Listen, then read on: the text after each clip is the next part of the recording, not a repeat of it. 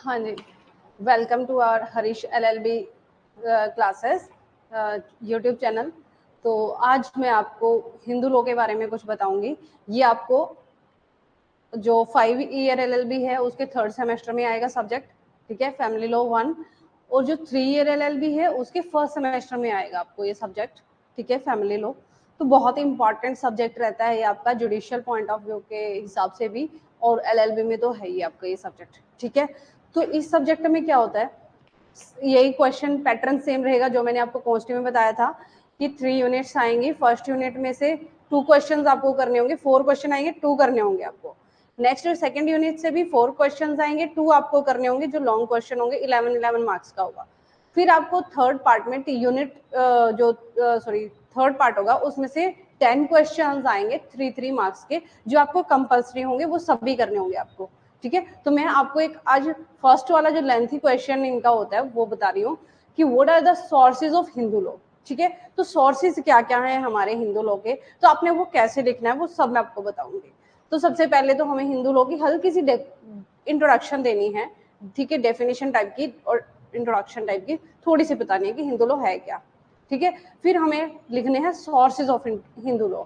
अब सोर्सेज होता क्या है, सोर्सेज होता है जी कि जहां से हमारा हिंदू लॉ आया है। ये तो है नहीं कि लेजिस्लेशन ने क्रिएट किया लॉ और बन गया, ठीक है। पहले भी कहीं ना कहीं इसकी एग्जिस्टेंस रही है, तभी ये हमारे पास आया, तभी ये इम्प्लीमेंट हुआ है, ठीक है।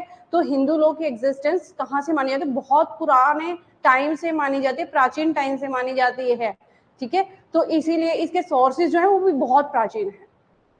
तो इसके जो सोर्सेज है वो 2 भागों में डिवाइड है, ancient sources and modern sources, ठीक है। तो मैंने पीछे बोर्ड पे चार्ट बनाया है, उसी के थ्रू मैं आपको बहुत इजीली ये चीज समझाने वाली हूँ, ठीक है। तो सबसे पहले we have to write sources of Hindu law. तो 2 पार्ट्स हैं, एंशिएंट एंड मॉडर्न, ठीक है। एंशिएंट फर्दर डिवाइडेड है 4 पार्ट्स में, ठीक है। 4 सोर्सेज और हैं एंशिएंट। कौन कौन से हैं, श्रुति, smritis, digest and commentaries, fourth है कस्टम। श्रुति क्या होती है, श्रुति होती है, ये आपका संस्कृत वर्ड से लिया गया है श्रुति वर्ड। श्रुति का मतलब होता है जो चीज हमने सुनी है, श्रु, ठीक है, कानों से सुनी है, श्रुति वो है। स्मृति, स्मृति हिंदी में इसको स्मृति बोलते हैं, इंग्लिश में था मेमोरी।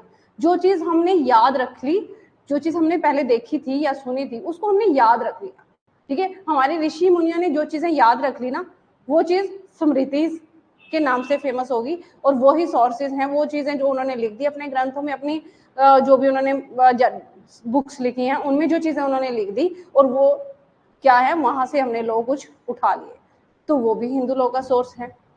फिर आ जाता है जी डाइजेस्ट एंड कमेंट्रीज।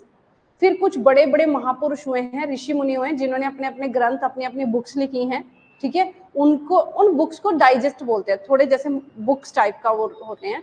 तो उसमें जो डाइजेस्ट वो उन्होंने लिखे, एक तो वहां से हमने लोग उठाया, और कमेंट्री बड़े बड़े महापुरुषों के जो कमेंट्स थे, ठीक है, कि ये स्त्रियां हैं इनको इस तरीके से रखना है, ये पुरुष है इनको इस तरीके से रहना चाहिए, तो वो कमेंट्स जो है हमारे हिंदू लॉ का पार्ट है, वहां से हमने हिंदू लॉ पिक किया है। फोर्थ सोर्स है जी कस्टम। कस्टम क्या होता है, जो बहुत पुरानी जो हमारे हैबिट है हमारी सोसाइटी में प्रिवेल कर रही है, जो आ रही है, जो चली आ रही है, परंपराएं हमारी चली आ रही हैं, वो होती हैं कस्टम, ठीक है। जो चीज हम याद नहीं कर सकते कि हम कब से मना रहे हैं, इसको कब से फॉलो कर रहे हैं, 10 साल से, 20 सालों से, हमें नहीं पता कब से कर रहे हैं, बस कर रहे हैं, ठीक है, वो होते हैं कस्टम। तो ये जो 4 सोर्सेज हैं, श्रुति, स्मृति, डाइजेस्ट एंड कमेंट्रीज और कस्टम, ये हैं एंशिएंट सोर्सेज ऑफ लॉ, ठीक है। तो आपने ये ऐसे एक्सप्लेन कर देने हैं। फिर आ जाते हैं आपके मॉडर्न सोर्सेज। मॉडर्न मीन्स जो पहले के बाद में आए हैं। मॉडर्न में आ जाते हैं आपके equity and justice. Equity and justice means ये नेचुरल, आपके जो नेचुरल हियरिंग है, नेचुरल लॉ है, उसके ऊपर बेस्ड है। नेचुरल लॉ कौन सा होता है, जैसे कि एक पार्टी को सुनकर के जज को डिसीजन नहीं देना है, उन्होंने क्या करना है, दोनों पार्टीज को इक्वली सुनना है, ठीक है, फिर डिसीजन देना है। तो वो है इक्विटी एंड जस्टिस की, सभी को इक्वल ट्रीटमेंट देना है, इक्वालिटी के आधार पे आपने सबको सुनना है और फिर आपने जस्टिस देना है, ठीक है, समानता का अधिकार जिसको हम बोलते हैं। तो फर्स्ट सोर्स है जी इक्विटी एंड जस्टिस। सेकंड है जुडिशियल डिसीजन। जुडिशियल डिसीजन क्या होते हैं, जो हमारे कोर्ट हैं, सुप्रीम कोर्ट है, हाई कोर्ट है, ये किसी ना किसी केस में कोई ऐसा डिसीजन दे देती हैं जो काफी ज्यादा फेमस हो जाता है, ठीक है। फॉर एग्जाम्पल मैं आपको बताती हूँ, पहले फीमेल्स को अपने फादर की प्रॉपर्टी लेने का राइट नहीं था, ठीक है। तो ये कोई लॉ भी नहीं पहले था बना हुआ, हिंदू लॉ में हमारे पास कोई प्रॉपर्टी में कहीं फीमेल्स को, मतलब डॉटर्स को अपने फादर की प्रॉपर्टी लेने का राइट नहीं था। बट सुप्रीम कोर्ट के पास जब प्रॉब्लम गई, जब केस गया, तो उन्होंने फीमेल्स को भी राइट दे दिया कि हाँ, प्रॉपर्टी में, अपनी फादर की प्रॉपर्टी में गर्ल्स जो है, डॉटर्स जो है, वो राइट ले सकती हैं। तो वो क्या है, वो हमारा जो ये लॉ कहाँ से आया, ये जुडिशियल डिसीजन के थ्रू आया है, ठीक है। तो जुडिशियल डिसीजन भी एक बहुत इंपॉर्टेंट रोल प्ले करते हैं लॉ बनाने में, ठीक है। तो हिंदू लॉ का सोर्स जुडिशियल डिसीजन भी हो गए।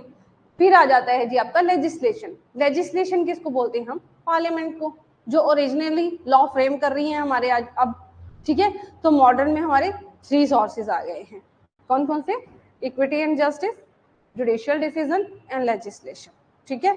तो बहुत इजी है ये लर्न करना, और इसको लिखना भी बहुत इजी है। तो एक बार मैं फिर आपको समराइज करवा देती हूँ इसको, टोटल को। Sources of Hindu law, ancient and modern, 2 हैं। 2 को फर्दर डिवाइड कर रहे हैं हम, एंशियंट को Shruti, Smriti, digest and commentary, 4th custom. तो 4 आपके एंशियंट हो गए हैं। मॉडर्न आपके 3 हैं, कौन कौन से, equity and justice, judicial decision and legislation. तो ये बहुत ही इजी सा फॉर्मूला है कि सोर्सेज ऑफ हिंदू लॉ क्या है। तो इस तरीके से आपने इसको लर्न करना है। तो आई होप आपको ये वीडियो समझ आ गई होगी। तो thank you for watching my video. तो वीडियो में ऐसे ही अब कोई भी आपको क्वेश्चन अराइज आता है, होता है, डाउट आता है, तो आप प्लीज कमेंट करके पूछ सकते हो। Thank you.